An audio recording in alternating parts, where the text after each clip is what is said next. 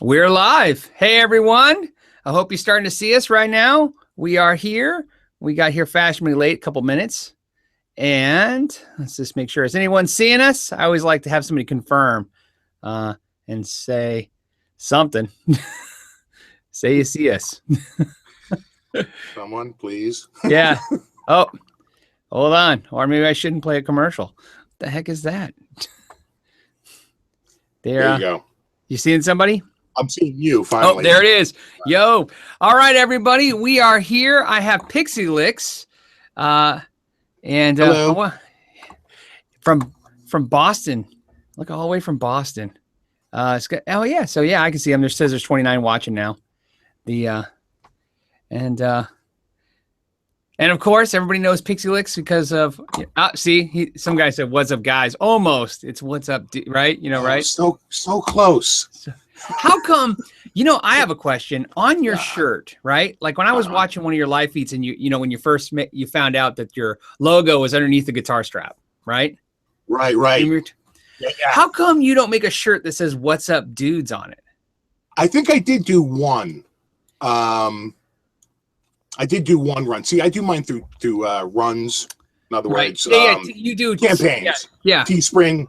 Right. What's the other one? There's T-Chip. T-Chip, yeah. Yep, I use T-Chip too. Yeah. So I did a run. I did one run of that, but it's only so many hours in the day. I know it's so easy to start a campaign, but then you feel like you have to promote it, and you feel like you're always selling stuff, and so yeah. Oh no, I know. No, trust me, I know. Yeah, but I just think that's like, yeah, it's gotta be on there. You know what I mean? Yeah. It's sort of the catchphrase that started organically, and then now I'm like Letterman with the top 10. I'm kind of stuck with it. Yeah. I'm afraid to let it go. Well, it's, I don't know. To me, it's like seeing an old friend when you do it. You know what I mean? Because it starts the video, starts the vibe, starts the feeling. You know what I mean? Yeah. No, yeah. I agree. It is. And if you notice, it's actually a pretty common thing. I sort of just fell into it just because I didn't know how to start my videos. But I noticed that there's a lot of people out there on YouTube that start their video pretty much the same way. They try to keep a theme going. Right. Well, yeah, you want to seem excited when you start it, right? I mean, the Tone King's got it with one of those bad boys right there. I mean, that thing always cracks me up. That's the thing. But I think yours is second. Yeah. Being honest, it's right. So that's still pretty awesome. Yeah. Man, they're really piling on. All right. So obviously I'm going to mention it a couple times. Oh, by the way, I should point out real guys, if very few of you probably don't know who Pixy Lixx is, but if you don't, I have a link down in this video. You can click right to his channel and subscribe and check it out. He's got, oh God, how many videos do you have? Do you have a, it's more than 200. I got to think because 250, 240. Right. I mean, I've probably seen 98%. There's always those ones that slip through, right? Really? Yeah, I think I found you the same way most guys found you at first. You did the Chibson. And then after that, I can't remember an order, but I'll tell you what happened. Then you did the Chinese universe, right? And the Universe. Yeah, the Universe. And then really from there, which was cool, is then you didn't stay on that subject. You went different, right? You know what I mean?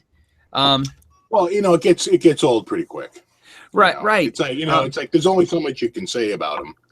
And then what I might do is I might take one of them, the worst one, which was actually that jam copy, which like so bad. I mean, so bad. It's like, right. It was like $165 and not worth it. Right. So, nice. What I think one of my goals might be is just to try this. What can I do? Can I mold that coal into a diamond? But right. I don't think so. Oh, I don't know. It depends. It would need a lot of fret dressing. Like the fret's really bad. The edges on the fingerboard are so sharp. It would need to be completely rolled. The pickups are terrible. There's a break of the wood inside the body. I mean, the list goes on. Yeah.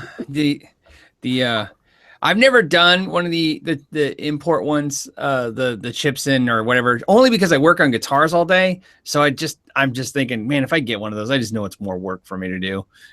But here's the thing, they're of varying quality, right? Because I think the Tony Iommi one I got, and again, I guess it depends on just the factory that built it. It's actually a pretty good guitar, of like what I would call an Epiphone quality, right? Right. I think not a lot of people would dispute it's a pretty good quality guitar. They're not that bad. So but some of them, they wish they were Epiphone. I mean, real bad. I've it's real hit or miss. I think that's my point. Yeah. Real hit or miss. I worked on a few. The most recent one I worked on, believe it or not, was the Zakk Wylde. It was a Zakk Wylde. It was distressed, that Confederate flag one with the bottle in it. The bottle hit lids in it. The guy had that one, and it was all right. It was, like I said, Epiphone quality. Of course, I don't know why he wanted that graphic, but I guess I'm sure he's a Zakk Wylde fan. But yeah, I mean, I've seen them, and some of them are pretty good, but I just know, I'd be the guy that gets the turd. Yeah. So let's see. They got a ton of questions. Let's see. Mostly, I just want to say how much you're awesome. Look at that. They're like Pixy rules. Oh, that's nice. Yeah, right. It doesn't hurt to hear that. Being a little love. Yes. Are PRS worth it? One guy writes, "Are PRS worth it?" I think if you get, I don't know about new, because I don't really follow their new pricing, but I think used, I've seen some pretty good ones that I think are worth it. I think they're the quality around what the Gibson Les Paul would be going for, and I think the quality is similar, if not even a touch nicer. Yeah, it's right. That's, of all the questions that are the hard one, the hard is the value thing now, because again, I'm just going to cite one of your videos. One of your videos I loved when you were talking about when you worked in a music store and you were talking about the Ibanez rep and how basically Ibanez is like 87 and they were killing it, right? It was right before the tie-in with Steve Vai, right? Right. So Charvel gets sold to IMC, International Music Corp, which is a Japanese import company, right? They make Hondo, right? That's their other most famous brand is Hondo. So which isn't a good thing, right? Right. So, because Hondo doesn't have a great rep. So, so Ibanez, Vai is looking for a place to go, and he goes to Ibanez. He gets courted by Ibanez, and the rep came in and sort of like gave us the whole rundown and was like, when this is over, there's going to be two companies left, Fender and Ibanez, because you can never get rid of Fender. Right. And that's it. Now, at the time, Gibson wasn't doing very well. Right. Oh, no, absolutely. Slash was not even heard of, wasn't even out yet, right? Appetite for Destruction, I don't think took off really until 88, more than 87, even though it has an 87 copyright. Right. I really remember that album going huge in 88, not 87. And really even 89, 88 and 89, just massive. Yes, I remember the same way. Yep. Yeah. So it really wasn't until 88 or 89 that even the Les Paul started to pick up traction. So there was a void for like a shred guitar. Kramer was still going strong, but Ibanez came out and that rep came in, and man, you kind of told it the way it was, because they really did dominate for about 10 years. Oh, yeah, they were killing, right? That's what led Fender to the crisis where they were like, we're going to do Japanese guitars. And remember, they got involved with Hartfield guitars. You remember that? There was Hartfield guitars. And then, but what's funny was, and that was them all pushing, remember the heavy metal Strats and all that stuff? They were trying to react. Yeah, they were trying to react to that. And so the interesting thing about that is nowadays, back then, it was so interesting to watch new brands pop up and kind of start hitting that established market. Now the different world is when people go, is a guitar worth it? Right? And I know what that usually means. Like, is a guitar that's $1,000 or $3,000, is that really worth it? Well, the problem is, if you want it, you want it. But we all know you can buy stuff for a fraction of that. That's good. Absolutely. The purchasing power today, like when you think of terms of quality per dollar, if you could somehow measure quality in like Q-Tills or something like that, some made up, benchmark that we could compare quality, because it's so hard to do that. But if you could, I would say that you're doing much better today in quality Yes. per dollar than you were doing in 1980 or even 1990 or really even 2000. Yeah. You know, I mean, the quality these days, when I pick up a new guitar, I'm like, for the money that they make, but again, they're not made in America. No. They're made Well, overseas. They're but mostly made in beyond, Korea, and I got to say, Indonesia is making some amazing products right now. amazing. Amazing. But when I was a kid, you really couldn't find American guitars in the stores. You went in there and they were all the Japanese ones. So it was the same thing, you know, and you know what it was? There wasn't a whole lot of Chinese guitars. They were Korean guitars. Like my first real guitar, you know, the guitar where I was like stepping out of a student level use was an Aria Pro 2, and it was made in Korea, right? Yeah, so you're a little younger than me. So when I first got into it, I was there on the Japanese wave, right? So all year again, it was Aria, but it was Japanese made Aria, right? They hadn't moved to Korea yet. So when you come into it, that was the Korean wave, right? But that's over, I think, for yes. right? And then it went to Indonesia, and it settled to China. It's been stuck in China for a while. The rumor is Vietnam. So I can tell you the Vietnam thing first started with amps. You know, Randall started moving their amp production there. EVH, you know, those 5150 amps, they moved their first production to Vietnam. They came right back, and now they're in Mexico. Their official statement was the factory burned down, and they just made a choice to move back. But my experience is that I just, let me interject. I had a friend who did the same thing. He went they were having production made in China, and he went to Vietnam, and he had a couple of prototypes made, and he went running back to China. The Vietnam stuff was so bad. But that was about 6 years ago. Yeah. So a lot didn't happen in of 6 course, years. They can get better for sure, but they've been not so awesome. Yeah. Yeah. They're going through the manufacturing growing pains, I think, that every, manufacturing center goes through. Yes. Yeah. Plus, you always wonder how cheap they're trying to hit the point. You know what I mean?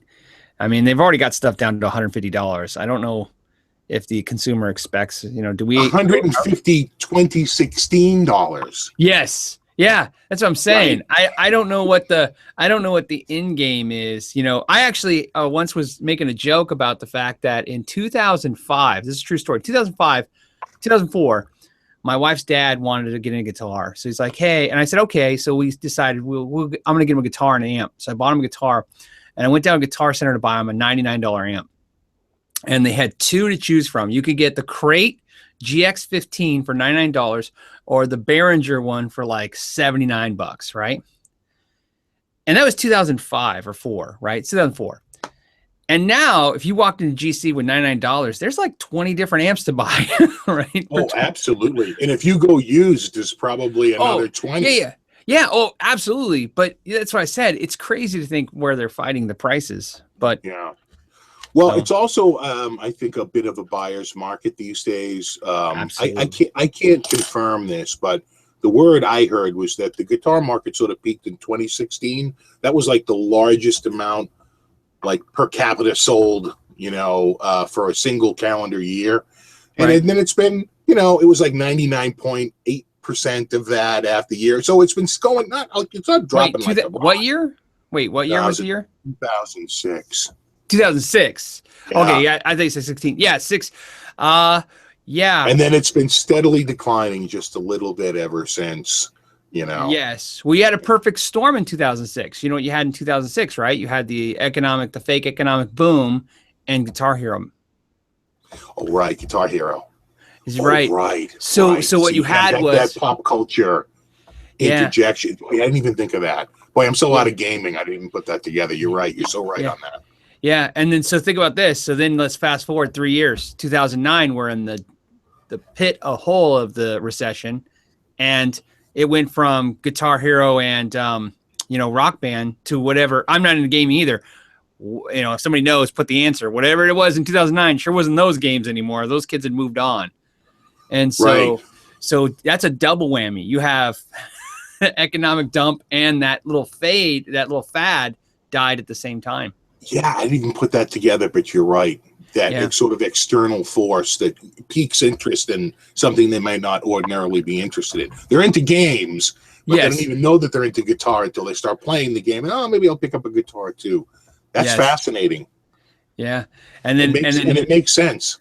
And Rocksmith didn't do the numbers they hoped, right? When that came next, they thought that was going to be the savior, and it didn't do it. I heard 2013 was a good year too. It was like sort of a little bit of a light, I heard, but again, I'm not an industry insider. They well, you know what it is. It goes in waves of then you sell acoustics, right, and then we go back to electrics, and some of that stuff. Here's the trick, though. Some of that stuff you don't know how much of it was shock. Like, think about this. 2013 is a perfect year. 2013, what happens is a lot of companies like ESP LTD releases like all those $500 Lynch guitars, right? Right. When companies do that, think about all those things you've been wanting your whole life. You're not paying $3,000 for the Kamikaze guitar, right? Are you crazy? But then all of a sudden there's a $499 version, right? Right. Whenever companies, I think, release really inexpensive versions of expensive stuff, you're going to get a boom because it's all of a sudden obtainable, and then you buy it and then you get it out of your system. Yeah, right.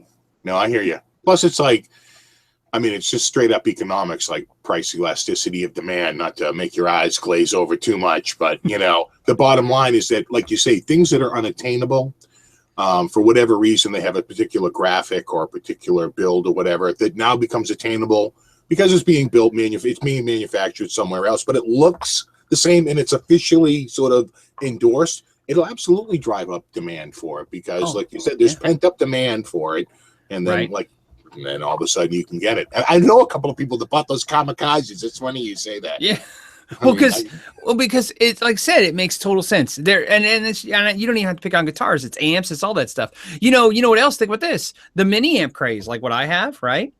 It's another thing. You guys like me. I had like a Bogner Uberschall, right, for no reason. Yeah. Right? I can't even play it, but it's in the house, and then all of a sudden, I can own a little Mesa, a little Fender, and a little Marshall, and a little, right? So I get rid of it and I get little amps, and think about that. That creates a little micro boom too, because all of a sudden I'd rather have amps that I can use versus, one giant amp I can't turn on. Yeah. So one of the guys in the comments has asked a couple of times, and usually when I see it, I feel bad when they ask a few times. He's asking about Jaguars or offset guitars, and we ever talk about Jaguars. I've never owned a Jaguar.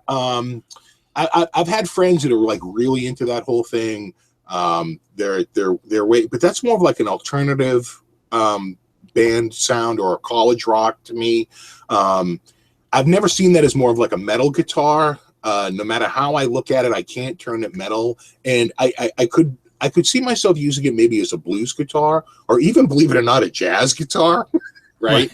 Right. But I think for metal and for my rock style, it was never really a fit for me. And that roller style bridge was always kind of a pain in the butt. I like Johnny Marr. My issue is I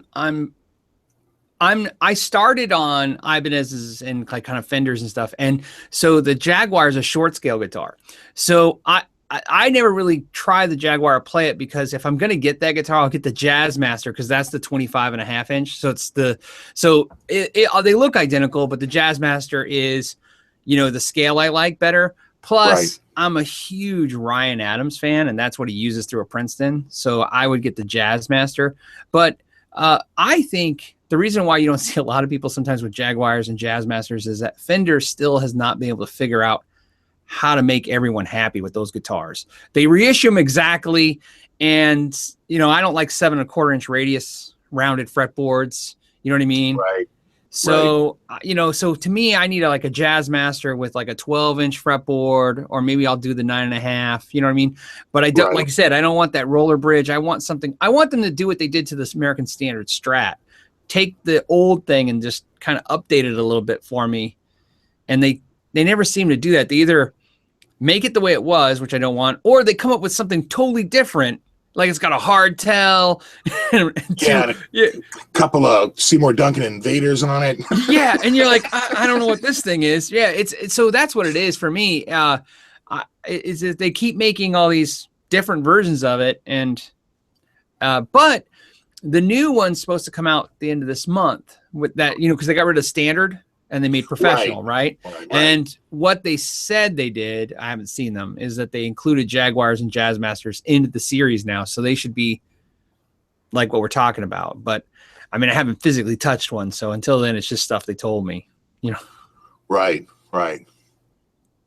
So here's another interesting question. A guy says, what's a Mint 91 Ibanez UV-MC worth? I get this question all the time. What's my guitar worth?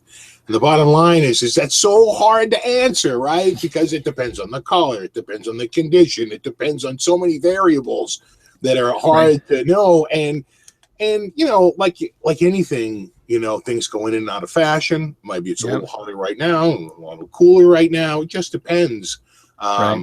So I hate to say it, but I have no idea. So that's the UV-MC is the Universe Multicolor, right? I think is that what that is? Yeah. Like a swirl, right? Yeah. My problem with those, people ask anywhere between 3,000 to 7,000 for them, right? Right. My problem with stuff like that is I won't buy it unless it's mint. And when it's mint, it's silly price, right? You know what I mean? Right. Yeah. Right. When I see one, because I'll look sometimes and you see one, you go, $2,800. Maybe I'm that crazy. Let me look. And then it's like a big chunk taken out of the corner. Right. Yeah. It's all pitted. And I'm like, it's you got to be crazy enough. It's that guy who buys a 65 Mustang rusted, right? Top price. And you're just going to be dumping money into it for a while now. Yeah. I can't do it. But what I've seen of them, people ask $3,000 to $7,000. So, but I don't know if they sell for that, but I see them ask it. I'll defer to you. Yeah. Well, you know why I know it's, sadly enough, I'd like to say it's because I'm smarter. I know something's going on in the market, but I wanted one when I was a kid. The guitar store when I was 18 had one. It was $1,000 brand new, right? I walked in, I saw it, and I go, $1,000 when you're 18 is like $1 million. Oh yeah. Oh, yeah. It is. Like I stared at it, and like, and that's when you start thinking about all the crap you have at the house that you can trade in, and you're only up to like $318. Yeah. Oh, trust me, I've been there. Right. And then you're thinking, okay, how much can I make in 3 months for the layaway difference? And you just can't get anywhere near this thing. And then fast forward, here's what happened to me. This is pre-eBay, pre the world of that stuff, right? And then fast forward years later, I was at Ed Roman's in Vegas, that big giant guitar store, before Ed Roman passed away.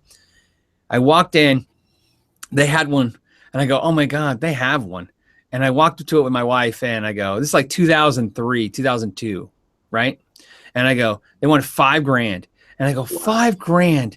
That's insane. And I go, I was working a corporate job. Life was okay. I go, I think I'm gonna throw this on the credit card. My wife thought she was gonna stab me, I think. And true story, Ed Roman goes, my wife goes, well, play it, make sure you want it. She's like, this is crazy what you're doing. And Ed Roman goes, oh, no, you can't play it until you buy it. Oh, really? Wow. Yeah. And I go, sales tactic. Yeah. And then my wife's like, no. So we didn't get it. And then I want to say 2010-ish, somewhere on there, Ibanez reissued them. Oh. And I go, wow. And they were like, I think they were like $4,000 dealer cost, right? And so they're selling for like 6th Street, something crazy like that. Oh, really? And I found out Wednesday night in the hotel at 2 a.m, and I emailed the Ibanez rep and I say, look, you got to get me one. And he says, yeah, I have 3 for the territory, and they all went to Lighthouse Music and Sound. So sorry, buddy. And then everybody did that stupid thing. They threw them right on the internet for more, like scalping them. Yeah. Basically scalping them. Yeah. So I've given up on trying to get one because, like I said, every time I look, somebody wants an insane amount of money for one that's all beat up. You remember when the first gems came out? They did a limited edition Loch Ness green gem and sign. I had one. Oh, that's I what did you sell it for? Oh, I don't know. Why don't you get a box of tissues first? I bought it for, what did I buy it for? I traded in a Kramer American Deluxe. Remember that one had single, double with the pick guard, right? Right. The Kramer American Deluxe Strat style with the pointy headstock, right? Right. And I traded that plus $400 for it. And I paid about $350 for the Kramer because I got it super cheap. Right. I paid about $350 for the Kramer. So I had about $750 into it. And I sold it for $900 to pay for college. Well, in the long run, that was probably the better investment. Yeah, I don't know. there, people ask right now. I think they go for anywhere between same thing, $3,000 to $7,000. Kurt Singer. Oh, he has the Loch Ness Green 7-string. Yeah. So mine was signed. I had number 117, which was cool because it had a 7 in the number, right? Right. So anything with a 7 was worth a little bit more because it was the gem 777. So yes. God, if you had 77 or 17, anything with the more 7s you had, the more it was worth. And I had 117. So I was already doing backflips that I even had a 7 in my name. And I gave it to a guy who was doing some custom paint work for the music store at the time. And he cleared over the back. So the signature was never coming off, ever. See, that's cool. And let me tell you, I was pretty stoked. And I wound up selling it. And, I never really liked the color. It was probably just a little too flamboyant for me, right? It was just so outrageous, those neon colors and the disappearing thing, Yeah, right. But I would win the internet if I owned it today. It's I can't figure out why they don't reissue them. I never understood this stuff. People, right? You watch them go for 3 or 4 times. It's probably because they swore to us when that came out that they would never reissue them, right? Oh, well. This was a limited edition. Yeah. Never to be recreated. And for years, I was even angry that they put out the pink and the Desert Sun yellow and Road Flare red ones. I was like, come on, guys. You're killing my value here. So when I sold it, I was lucky to get 900. And of course, then they went crazy, right? Because I sold it in probably it came out in 80. I got mine in 88, I think, maybe 89. Right. And 88, I think. And I think I sold it in like 90 or 91 probably, if I remember. And then you was sort of over. And then years later, it really started to take off. Yeah. And now it's probably worth, I don't know, $4,000 to $6,000. Yeah, I would imagine. Yeah. Isn't that crazy? No, it says this Pixy looks like Reverend guitars. I haven't played one. I'm planning on playing one at NAMM. Are they going to be at NAMM this year? Yeah, they'll be there this year at NAMM. I went to their booth last year, stared at them, and didn't pick one up. I don't know what the heck was wrong with me. So same thing like you. I was like, you know what?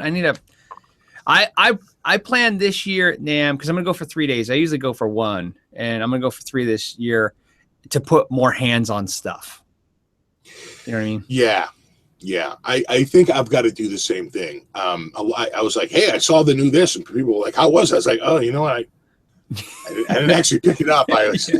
Yeah, I did the same thing. There's a lot of guitars here. If I picked up every guitar, I don't think I'd be on a Hall A. Yeah, no.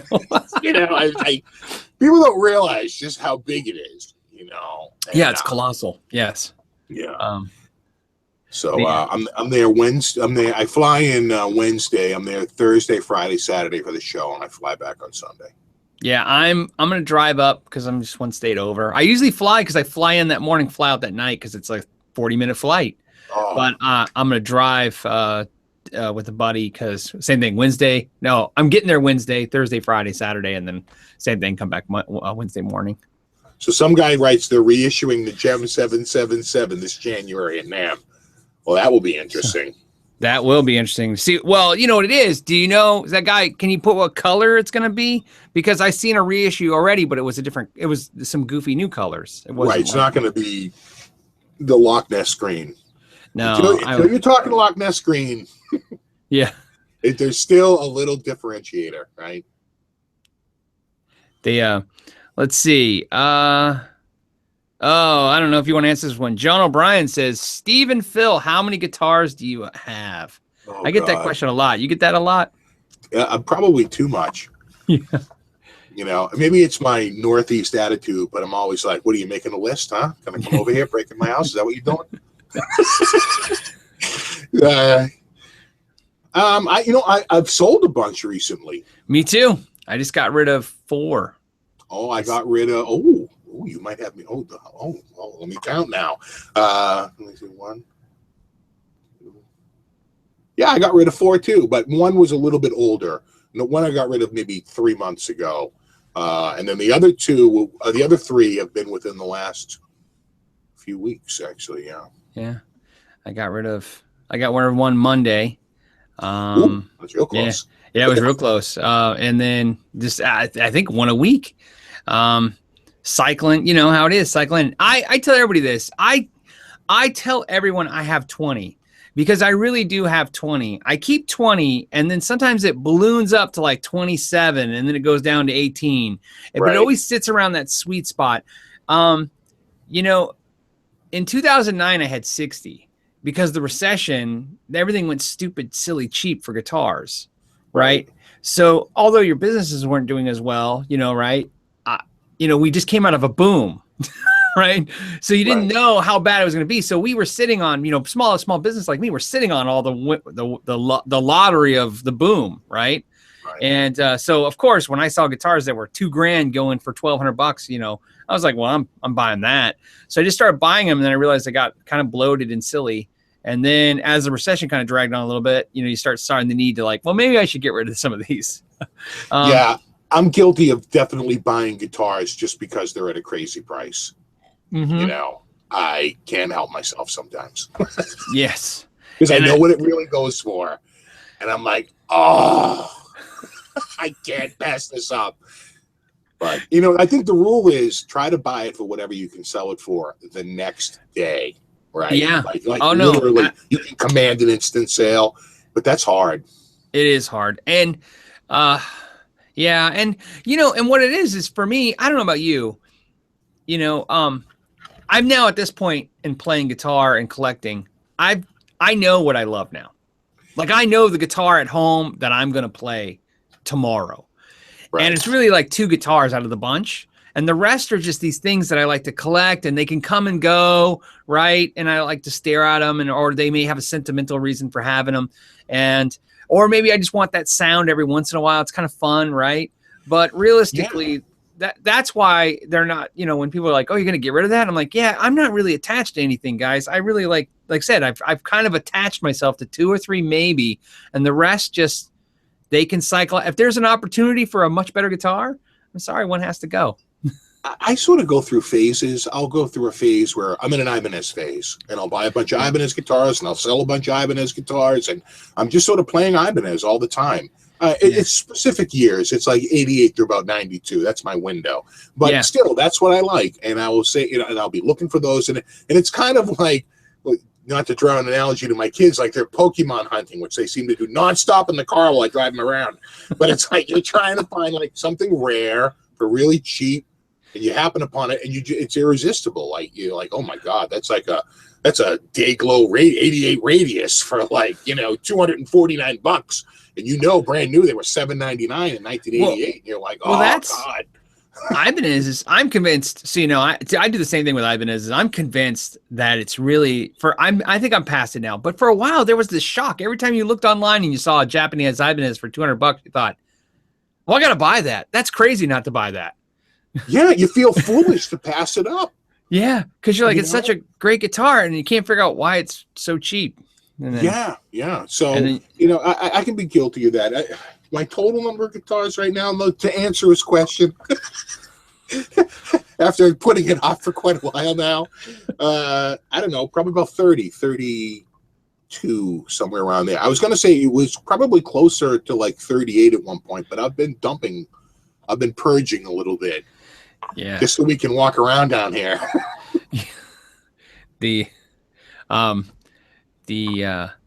Let's see, what's another one? Let's see. Somebody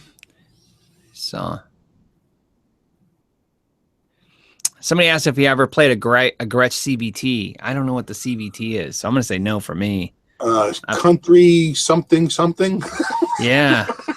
Terrible. I'm pretty versed in Gretsch, but you know, if you have ever Gretsch, I mean, there's an infinite amount of different Gretches that Gretsch makes. It's impossible to know them all. And it feels like are they the same company owned now than they were back in like the 80s? No, it feels to me like that brand has been sold a couple of times. It's in the Gretsch families now. You know, the Gretsch the third, Fred Gretsch the third has it, but without Fender supporting it and selling it and stuff, I don't think it'd operate at this point. Right. He's collecting the royalty checks. Fender's doing all the work, if that makes any sense. Right. Well, you know what? Fender's good at making guitars. I think Fender's in a real sweet spot. I think in the last like 5 years, they've been really hitting it out of the park. Yeah. I agree. They, you know, right? They've been doing better stuff, and Gretsch, you know, Gretsch is it's a brand with a very dedicated following. You know I mean, Gretsch guys have Gretsch tattoos. How about that? Yeah, right. It's a lifestyle, like a Harley thing almost. You know, it's a very loyal following, and I get that. I'll be working. Think of this: next Thursday, I'll be working. Brian Setzer's in town, and what they do, you know, because people that are into Gretsch are, you know, and the guys who play Gretsch, like Setzer and stuff, they're so into Gretsch. I volunteer. You volunteer if you're a dealer and stuff, and you want to. It's not to sell. You can't sell anything. All you do is stand there next to all those expensive Brian Setzer Gretches out in the lobby when people are going to the concert, and let people touch and play them. Wow. Yeah, it's crazy to watch because there's no rules. So literally, like this 12-year-old kid's like, "Can I pick up that $4,800 Gretsch?" And you're like, "Sure, kid, here you go." And you watch him like just do horrible things to it, and then you put it back. Not my store, you don't. Yeah, but they do it because literally that's the Gretsch vibe. You know what I mean? Right. This whole like, you know, and their only sets are Gretches, and Brian wants you to see what he plays, and you know, it's just. I saw Neil Young a couple of years ago, and he was playing a White Falcon, I think. And I gotta say, I thought it sounded pretty damn good. I thought he sounded great. He walked out by himself, did the whole show by himself, and he sounded great. I thought that guitar sounded awesome. The Hugo said, "Phil, do you still have that Brace Breaker 7-watt? And if so, do you prefer that or the Black Star?" I think you're talking about the Black Star 1-watt. If you are, I prefer the Black Star 1-watt. The Bass Breaker 7 hummed. Ooh. So it was driving me nuts. Yeah, you know, I hate it. You just had a bad one, or? No, you know what happened was no, a bunch of them hummed. It has something to do with the. It's not a. Oh my goodness, they made it wrong. It's a apparently design issue with making a low wattage Class A amp like that. They can hum a little bit. Right. And the truth is, if I was using it for what it was intended to, which is to turn the knob to 10 and play it at a small gig or a small I wouldn't hear the hum, but I was using it to play quietly at night. Right. So that wouldn't annoy me. That would really annoy me. Yeah. So, and the 1-watt Black Star was virtually quiet. So I was like, all right, that's cool. I've been using that Torpedo Reload box like nonstop. That's like my, if there's a one like MVP piece of gear in my rig right now, it is by far that Reload box, because I can just take any amp and just plug it into it and use headphones. My bud Tyler has one. He says the greatest thing ever. They're $1,000 though, right? They are. Yeah. Yeah, that's what I'm trying. If I see you at NAMM, we'll go over 2 notes. We'll see if we can talk to somebody. And maybe discount.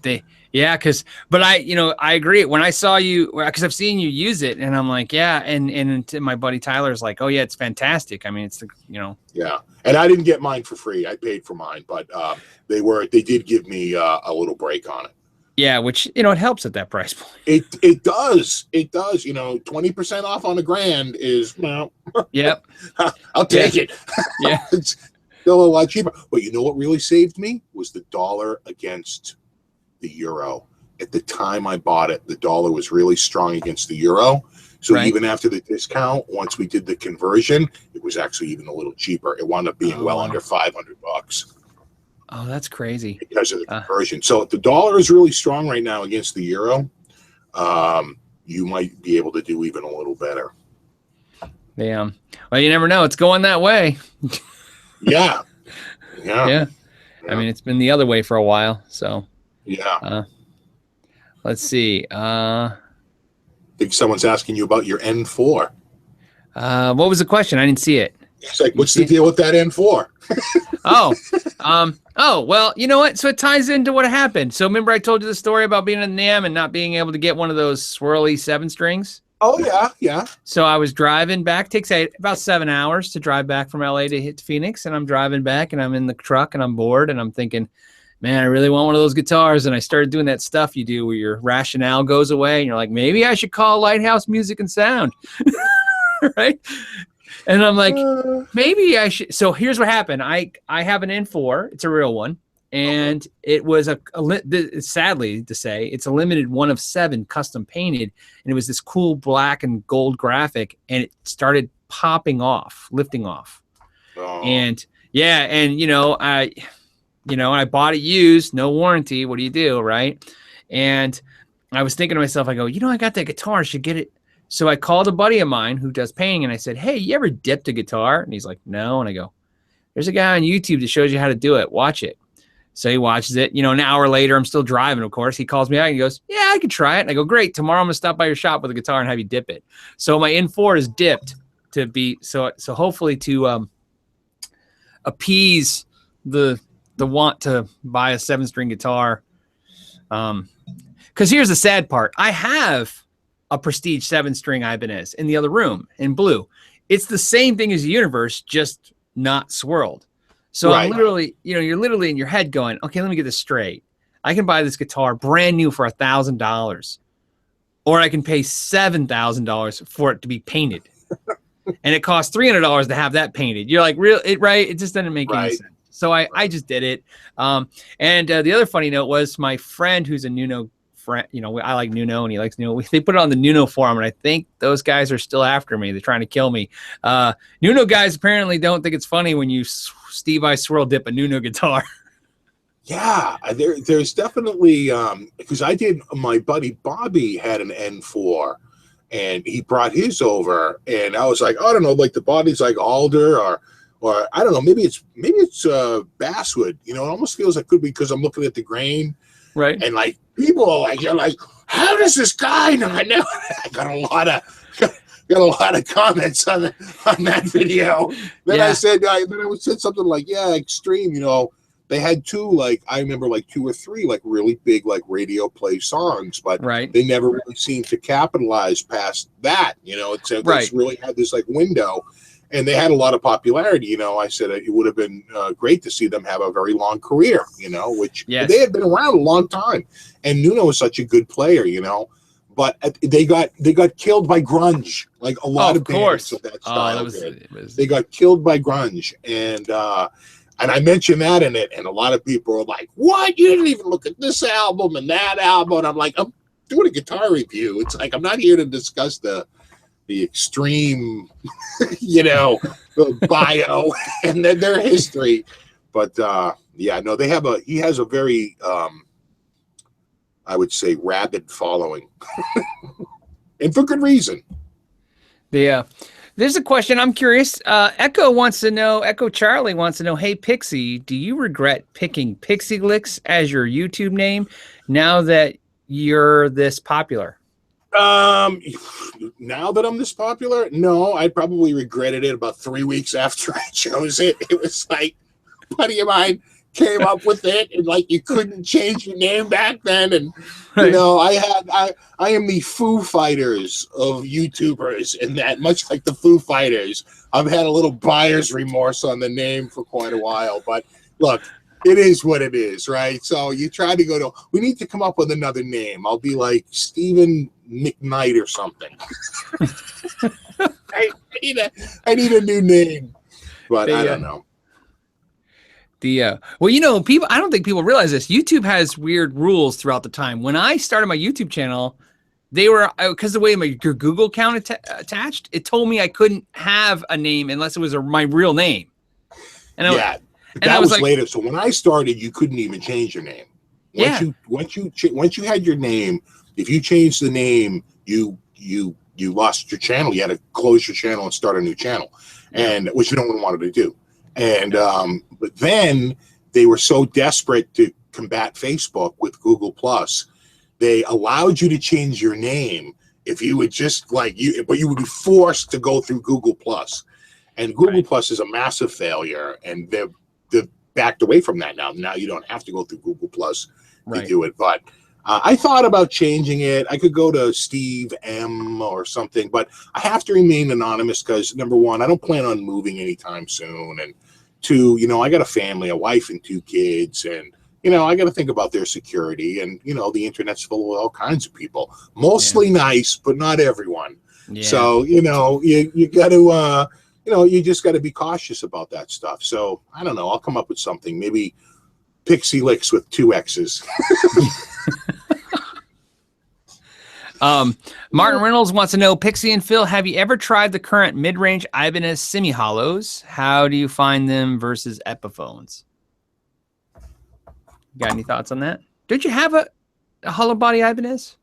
I do. I have, but mine, I think there's a big difference between Art Star and Art Core. So I don't have an Art Core, which is the Chinese-made one. I have Art Star, which is the Korean-made one. And I think it's a little bit nicer craftsmanship than the Chinese one. They're also more money. If I remember correctly, they sold for a couple of $100 more on MSRP, and probably another 100 or 150 more at retail, depending on the dealer. But I like them. I like Ibanez. For quality. I think on the hollow stuff, I tried an Art Core next to the Art Star. I went back and forth between the 2 models several times. They had 2 Art Cores and they had 1 Art Star. They were all used. I felt like the Art Star was a little warmer acoustically, like without even plugging any of them into the amp. Just sitting there and playing them acoustically, I just felt like the Art Core felt a little stiffer, a little brighter, and I wanted a warmer jazz tone. So I didn't want to be constantly rolling off the volume, the tone knob to jazz it up. I wanted a warmer tone right out of the start. So I wound up going with the Art Star, and I think they're fantastic. They are Korean made. Oh, yeah. I've never played a Japanese made one. I've never played a Benson or anything like that. I'm assuming. No, Pat Metheny's and stuff. I've played the Bensons and the Pat Metheny's. They're $2,000, $3,000, and my experience, I don't know, everybody's got a different opinion. My experience every time I pick up a $3,000 guitar is like, yeah, that's good. Of course. It's like when I go out for a really crazy dinner, and it's expensive and I go, yeah, if that was good. I would assume it would be. Right. It better be. Yeah, it better be, right. Was dinner for 2 was 180. Yeah. My experience, Ibanez and Epiphone guitars hollow bodies are really good, especially for the value, right? And the only thing I suggest to people when looking at buying them, my experience at every price point almost, always, it sucks, but always restring them because they don't string them, right? Sometimes you want a flat wound or a semi-flat wound, right? Try some different strings on them, and for the long haul, if you're going to make it like a mainstay guitar, a lot of guys buy these guitars for side salads, right? They have the other collection, but you want a hollow body. I use a hollow body as a side salad. Let's be honest. It gets like a couple hours of my attention a month. A year. Yeah. Yeah. I'm being honest. But if you're being honest. Yeah. But what I notice about them that's interesting is, and I don't know what it is. I don't know if it's the cost factor or what, but it doesn't matter what price. They seem to always put the cheapest pickups they can in them. Oh, yeah. The hardware, I think, is what suffers the most because I think when they build these guitars, they start with the price point and work their way backwards. Yeah. And when you build a guitar solely based on price point, you've got some serious decisions to make all along that route. And a lot of times they sit back and they say, could we build a guitar for this amount of money? And what would it take to do that? And, like you said, the electronics are going to suffer. The hardware is going to suffer because they got to make it look good, right? The one thing they can't skimp on is the finish, right? That's what sells the guitar probably more than anything.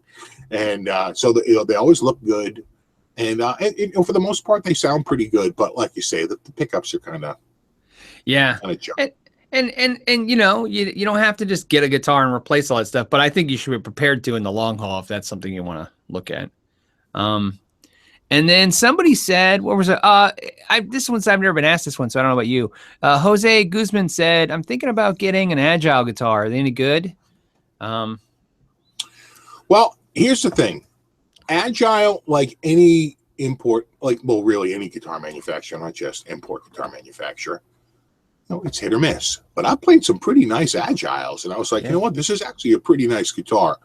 Agile, you know, the price point is where between say $300 and $500 is where a lot of. I think they moved up. I think they're they move up. I think they're now hitting that 4 to 7. So if they're in 4 to 7, right? I would still say they're probably a pretty decent guitar, right? I don't like to slam a guitar unless I've really had a bad experience with them, and I can't say legitimately that I've had a bad experience with them. But at that range, now you can maybe get an FGN, a Fuji Chen off of eBay. You know, once you start getting like into $650, $700, I would get an FGN long before that. The quality on those FGNs is so amazing. I discovered those about 2 years ago. A buddy came by with one, and I was stunned at the quality of. He had a Les Paul, and I think they might make an SG too. But you can't buy them in the States. You have to get them through eBay and pay crazy shipping to get them over here. But they're such a good deal, and there's other brands as well. But Agile. If the Agile is just a few $100. Try it out and see if you like it. And I've heard really good things. I have plenty of Agile defenders who come in and talk to me on a regular basis, and so clearly they're doing something right. Yeah, there's some diehard guys out there. And it's Rondo Music. Rondo Music is the sole distributor of them, right? So it's a music store. That's what their deal is. So that's where you get them. So I mean, they've been pretty good. I've never had any bad experience with them, and people have, right. But I agree with you. But you know what? That's you ever wonder if that's just because let's put it this way, because we're a little older. I mentally sometimes when somebody says, "Hey, well, Phil, what do you think of this $300 Chinese guitar and it's brand new?" and I go, "What do you think of it? Would you get it?" And in my head, I'm like, "Well, I'd probably go find a used $300 Japanese guitar first." Right? Yeah, absolutely. Yeah, and I don't know if that's the right answer or the wrong answer, but it's instinctively that's what I do, right? Yeah. I seek them out. Absolutely. It's like if you're smitten with a guitar, get the guitar. That I get, and don't write. But if you're just flush with cash, you've got $300, and you're feeling like you want to go out and get a guitar, that's when I feel like, look, do a little homework, shop around a little bit. If you're not absolutely desperate to get a guitar right away, pick a couple of styles that you're interested in, a couple of guitars you're interested in, and follow the market for a little bit. I'll give you a good example. That 60s Strat. Now, I was not in the market for a 60s Strat. I got plenty of Strats, didn't need a 60s Strat. I didn't have a 60s Strat. It was definitely something I had thought about. I said, I got a couple of 50s. If I get another one, I'll get a 60s, whatever. But the right thing has to come along. But because I had followed it for so long, I knew they were $799, and used they were between very low end $399, usually $450, $500, $550, somewhere in there for the used classic Players Strat out of Mexico. The Mexico made classic Players Strat, and I saw one for $299, and so I knew right then I am way below the norm. Time to pounce, jump on it, and you feel really good about the purchase because you're getting it outside of the market norm. You're a couple of standard deviations away from that center bell curve, and so I think when I go out to buy a guitar, if I'm smitten with a guitar, just buy the guitar. But if you're just got the money, do a lot of homework and find, because you'll feel better about the purchase. You really will. Yeah. I agree. That's why I said it's what's the rule? The rule is you always want to say, I wish I bought it, and not, I wish I didn't buy it.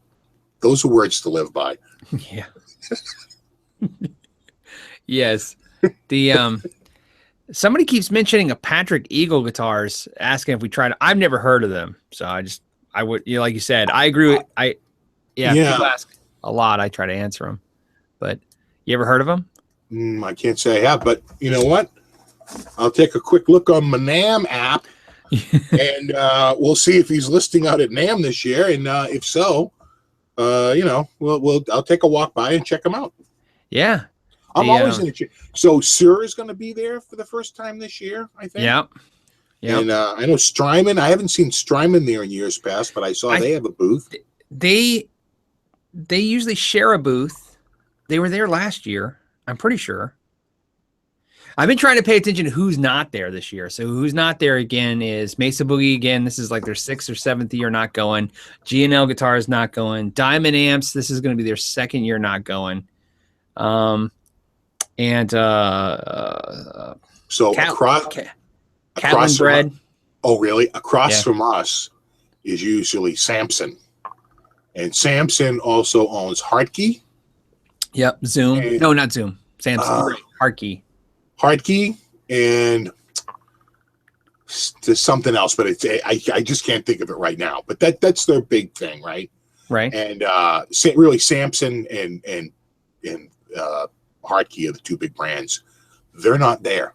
It's an enormous booth. The booth is the same size as Ibanez, the same size as Diodario, right? So that's a pretty good size thing. So this year it's about 15 different firms, all like it's gonna be flea market-ish in that booth because they got to fill the booth. So clearly Samson's not going to be there for whatever reason. They've decided not to do it this year.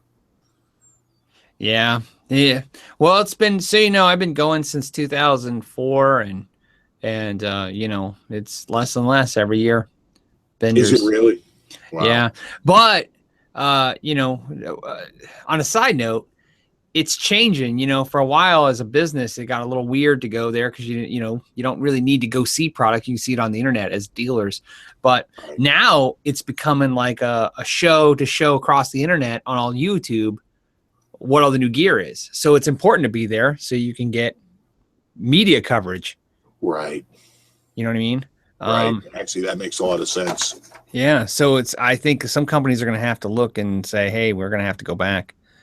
Right. Let's see. Is there another cool question? I know somebody was asking about that new Mesa Boogie amp. I keep getting asked about it too. I haven't tried it. I know nothing about it. I haven't tried it.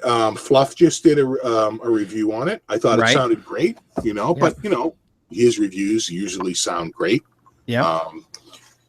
I'm sure it's an awesome amp, and it's under $2,000, which for them is a bargain. Right.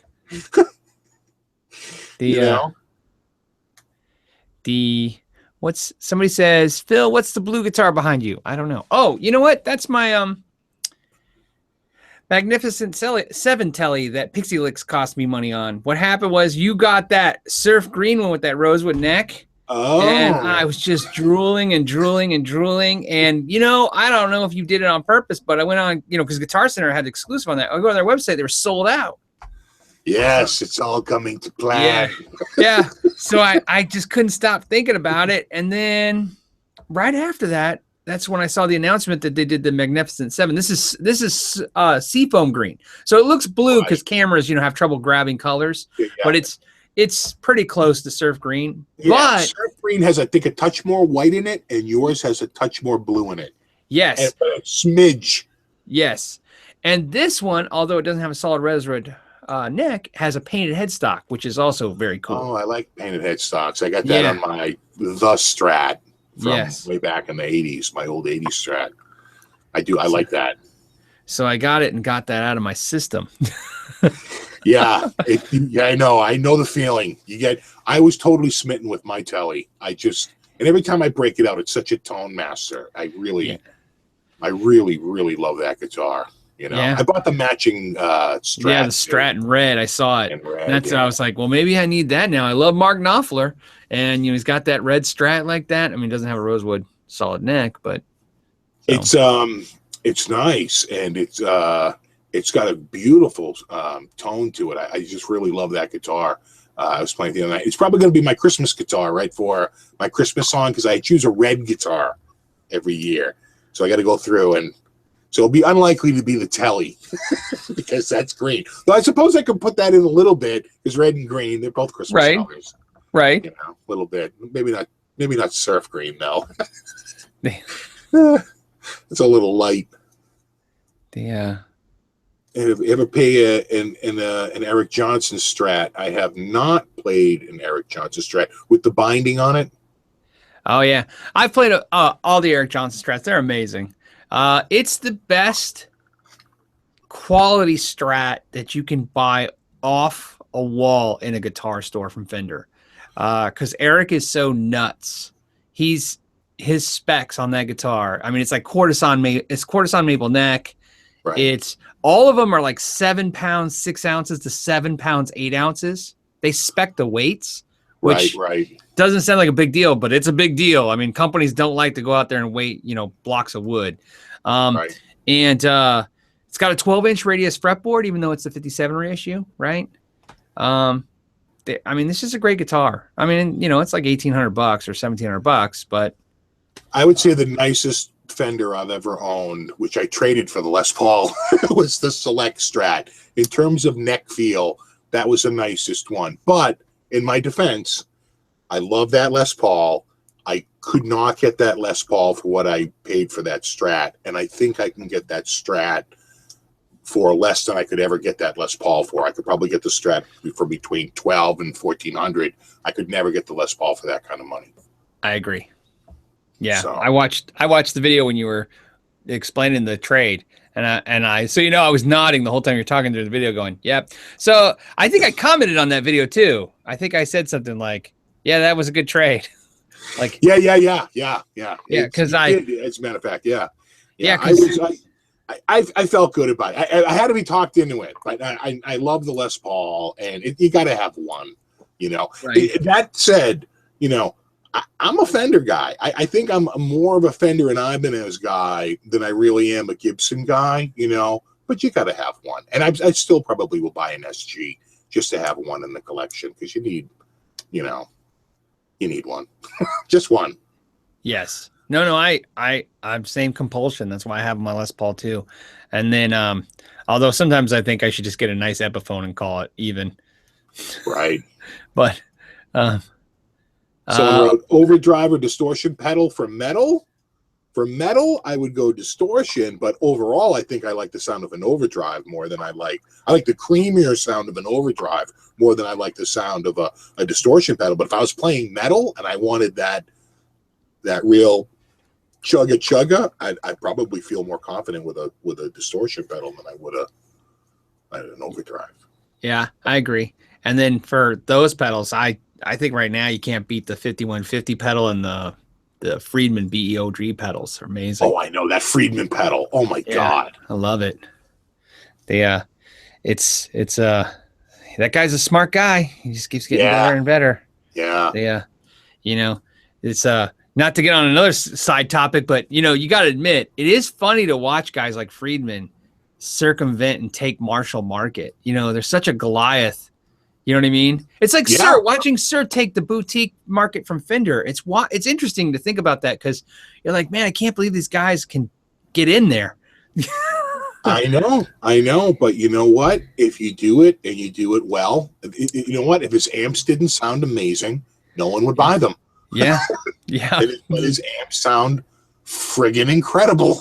Yeah. And that's why they sell, because people get them and they shake their head in disbelief at how good the amp sounds. Oh, yeah, exactly. The next one was, hey, did you see this one? Somebody said, hey, guys, you like vintage guitars? And if so, which ones? You into vintage guitars? Well, here's the thing about vintage. Vintage, I think for me, I'm not into it in terms of, I like to play my guitars, and I feel sometimes when you get a vintage guitar, you have a need to keep it unplayed as much as possible because you're thinking about future resale, right? So you're thinking like, wow, if something goes wrong with this guitar, it's a problem. I don't think there's any magical formula for those old guitars or anything like that, other than that with Fender, they were using more lacquer, and now they use, almost polyester exclusively for anything other than the vintage series, but in the custom shop stuff and things like that. But on the regular standard guitars, for me it's a bit of a nostalgia thing. So for me, I wanted that 82 Strat just because it reminded me of when I was 16 and we went down and bought a brand new Strat. That would be considered vintage at this point because of its age. But the only reason why I got it is because it had a tie into my childhood, and it reminds me of going out with my dad, right? So other than that, I have no like need to get a vintage instrument. That said, I do like the Fender vintage styled instruments. I like those 65 reissues. I love those 59 reissues. You know, I love the 62, the 57. I love all those guitars. You know, I'm a fan of the Fender vintage look and the Fender vintage sound, but I don't feel the need to go out and actually buy a vintage guitar. They're so overpriced compared to when I was a kid. Yeah, and you know, my thing is I work on them all the time, and after a while you start realizing the really good ones, those guys don't sell them. You know what I mean? Yeah. So you know, so what happens is I'm constantly, when some guy walks in and he's like, "Hey, I got this vintage, you know, guitar," and I go, "Okay," and it needs work, and I end up doing all the work, and I'm like, right, because that's why the guy was able to get it. The person sold it, knew they get mint for it, and it wasn't that great. You know what I mean? So I'm a little not skeptical. What do you call it? You know, I'm just apprehensive. But you know, if you know, but really, like, what Ed Roman, you know, he passed away, but Ed Roman said this crazy thing once that was amazing. He said, "How do you know you're buying a real '57 Strat? Some old lady just sold it to you for $25." Right. Well, there are ways to tell. But you gotta know what you're doing. Right, but it's like, but really, you know, if the right deal came and it was the right guitar, you could get it. But I can't see paying the top dollar marks that they want for these things. Oh no! Like you said, if you happen to stumble across something for short money, you know, it's like and it's all relative, I suppose, right? Yes. But you know, you might be more interested in getting one. I flirted with the idea of owning a 65 Strat. There's something about the 65 look that I really like. Right. But you know, they're generally between $12,000 and $15,000. So once in a while, you see one for like $8,000 or $9,000. You're like, oh, then you're like, wait a second, that's still $8,000 or $9,000 on a guitar. A guitar that I have the same exact shape. I have the same exact guitar 4 or 5 times. Okay, do I really need an $8,000 version of this because the wood was cut down and milled 50 years ago? You know, so again, it's all relative. Yes. Crazy Willie says, have you ever tried the Rocksmith? Have you tried the Rocksmith game? Well, is that the Schultz? That's the game where you plug in your guitar and you play the game. But I'm thinking of the Rockman. No, the Rocksmith game. Rockman? Oh yeah, of course. Right. No, I haven't. I'm really lame about that gaming stuff. I just to throw out my gaming cred, I'm pretty much into anything from Psygnosis, like Blood Money, Menace, Beast 2. People are gonna go, what? That predates NES, just to put it in perspective. Yes. I have not tried it. I hear good things though. And then what we'll do now is we'll do a 5-minute warning since it's kind of the end, and we'll just see how many questions we can answer. Let's see. All right. And if you see one, I'll grab one. You grab one. All right. Here's one. What's your opinion on Hamer guitars? Ooh, I almost bought a Hamer when I bought my Fender the Strat. It was really nice, but that was in 1981. Today, I'm not so sure, but those old American ones were awesome. Oh yeah, they were great, right? But now they're shelved. I don't know if we'll see at the NAMM show if they bring back the brand. You guys have experience with Engel amps? Yeah, I tried them at NAMM a couple years ago in a row, and they rocked. They're amazing. Yeah, Gary Peters is with them, and he takes me over there every year. I had the Fireball, and then I had the Gig Master, and they were really cool. Very metal, right? You know, cool. Yeah. You know, just for some reason, something else won out. Actually, I can tell you exactly what happened. I got that Mark V Mini, and then I decided that fit the need. Game over. Yes. Need met. Dylan wants to know, what's your favorite amp, Pixie? Right. My favorite amp right now that I've been playing through has been my Fuego X. Coming right behind that is I got the new Shaman 2 prototype a couple of weeks ago, and that actually sounds really amazing. I'm running it through the reload box and through a couple of things. in terms of like a little combo amp, I love the Viper Pro, the Viper Pro 100. That's a good amp too, as well. It's got so many little models. It's like it's what I call the world's funnest amp. Somebody asked, what guitars do you sell? I'll just say on Monday I sold my black Garage, so I got rid of the black Garage. So if you guys, the last one I sold was the black made in Japan Squire from '83. Oh wow, my '83 Squire. They want to know, has any of us played through the Mesa Transatlantic? I have. I played through the 15 and the 30. I wish the 15 had reverb, and I wish they both sounded a little. You know what it was? Actually, I'll take that back. I tried them because Andy Timmons did a video with one, and it was amazing. Right. And then I played into it, and I realized that was 90% Andy Timmons. Yeah. There's a guy who can make you feel bad about your playing. It's him. My God. Yes. But they were good amps. But yeah, it's definitely Andy Timmons. Let's see. Mr. Pixxy, Phil, what equipment would you steal from each other? I don't know. I've been eyeing that telly back there. I would probably, you know what? I would take your red Strat with rosewood neck, just because I got that. I think that's what I've been thinking about getting next. Good choice. Yeah. Excellent choice. Let's see what's anything else? Let's see if there's one last one or two. AC10 versus an Vox AV15. I don't have much experience with. I have played the AC10, but not the AV15. Yeah, if it was me, I'd pick the AC10. Just because I'd rather have 10 watts of pure tube front end, preamp and power amp, than the AV, which is the preamp and the solid state power amp. And that's because I'm more of an at-home user. At a live gig, I would prefer a little bit more headroom and that solid state stability. So I'd probably go with the AV15 if I was gigging. I agree with that. Yeah. Let's see. Let's see. I don't know. Someone says Dan Electro ? I think they're interesting. I don't know. I've never owned one. I played one at NAMM. It was okay. I do think for certain Zeppelin songs, it's probably a must. Yeah. Right.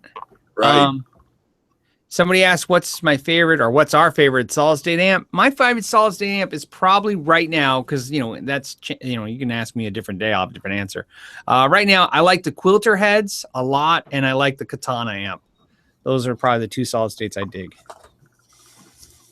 Yeah, for my solid state, I got to go with my Viper Pro 100. I love it. Yeah. And let's see. And then somebody asked we just answered it. Somebody asked what's their favorite modeling amp. I'm going to say the Katana, and you're going to say the Viper, right? Yeah.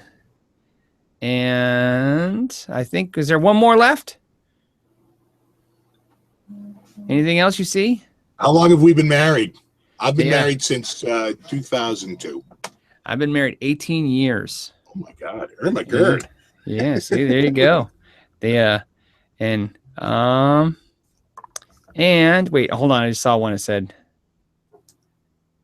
somebody said, come on, guys, answer the question, please. But Liam, I don't see your question. You guys, these move really fast. Oh, Liam says, hey, looking to upgrade my Yamaha Strat. Heard the Square Classic Vibe are good. Squire, he means. Oh, okay. Can you suggest a side seven? Okay, so he's got a Yamaha 112, and he wants to upgrade to, like, say, a Squire or something like that, Classic Vibe. I would say the Classic Vibe is a killer guitar. I love that guitar. Yeah. I think that is one of the best values on the market today. Period. End of story. I just think, I don't know, and maybe I'm wrong on this, but I love the Classic Vibe. I think that both the 60s and the 50s are amazing guitars. And if you can get one used, even better. I agree with everything he just said. It's funny. This is I think it was 05. The guy who took over Squire, his name's Chris. Yeah. That's the guy who did that. Yeah, well, he needs a raise. Yeah, he's the guy who basically, is trying to elevate Squire to the Epiphone level. Yeah, I think he's done it. Yeah, I really think do. he has too. And then last one for me is Kinnigan Kane says, do you think the American Special will continue? It will. Absolutely. It's safe for next year because they need a buffer now that they want $1,400 for the professional strats and tellies. I don't know. I wish I had inside information. I don't know if they're going to leave them at $1,000 or if they're going to jack them to like 11 or 1,050. My guess is they'll probably leave them alone. I don't know. But yeah, they're not going anywhere because, like I said, they need, now that the other ones are 14, they need a place to have a spot in that pricing structure. Right. So it's a stopgap guitar. It fills in that void in their lineup. Yes. And then anything else, Pixie? You got another one? Let's see. Opinions on Fender HH tellies or tellies with buckers at all? Well, I guess I feel like the same way as a Strat with a humbucker.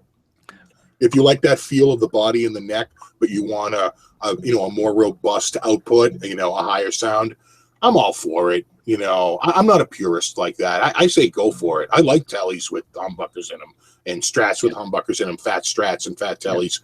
I think they're great. Too. I got no qualms with them at all. Me too. I totally agree. All right, guys, we're going to call it. I want to thank Pixie for coming on. It's very nice of him to come on and answer questions and talk gear. And always, like I said, there's a link in the description. You can check out Pixie's channel. He has a live broadcast tomorrow. What time again, Pixie? 7 p.m. Eastern Standard Time. So please check that out as well. And like I said, thank you again, Pixie. And do people call you Pixie? They do. Okay. You call me Steve too, but okay, because you know what? I'm fine with it. Don't worry about it. So when I see you at NAMM, I'm going to be like, "Do you call me Pixie?" All right, guys. Fine. And thanks for having me. I really appreciate it. I had a lot of fun. The time flew by. Yeah, right. I appreciate it too. All right, guys. As always, thank you for your time and know your gear.